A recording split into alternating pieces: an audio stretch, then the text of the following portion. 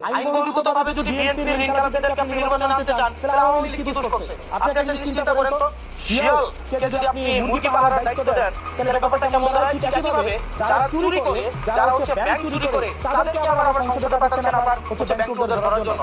Bank চোরদেরকে সংসদে পাঠিয়ে কখনোই ব্যাংক চোর ধরা যাবে না। আপনি আমার প্রার্থী যে বিষয়টি, উনি হচ্ছে ওনার যে লোন, এটা হচ্ছে right of loan. Right of loan কোনো পার্সিয়াল পেমেন্টে কখনোই হচ্ছে সেটা পরিশোধ হয় না।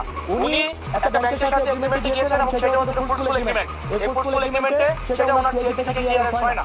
দেখেন, আমরা চাই প্রতিনিধিত্বশীল ব্যবস্থার মধ্য দিয়ে জনগণের ম্যান্ডেট নিয়ে যারা ক্ষমতায় যাবে তারা ক্ষমতায় যাবে, সেটা নিয়ে সমস্যা নাই। কিন্তু এটা আমাদের দীর্ঘমেয়াদী একটা ফাইটের একটা অংশ। আমরা কোনো ঋণ খেলাপিদেরকে কোনো একটা এই ধরনের একটা ফাইটে অংশগ্রহণ করতে আমরা তাদেরকে কোনোভাবেই জনগণ তাদেরকে অ্যালাউ করবে না। এই ঋণ খেলাপিদেরকে আমাদের জনগণ প্রত্যাখ্যান করেছে 5 আগস্টের মধ্য দিয়ে, পরবর্তীতে নির্বাচন কমিশন প্রত্যাখ্যান করেছে, আপিলের ডিভিশন প্রত্যাখ্যান করেছে, আজকে হাইকোর্ট প্রত্যাখ্যান করেছে।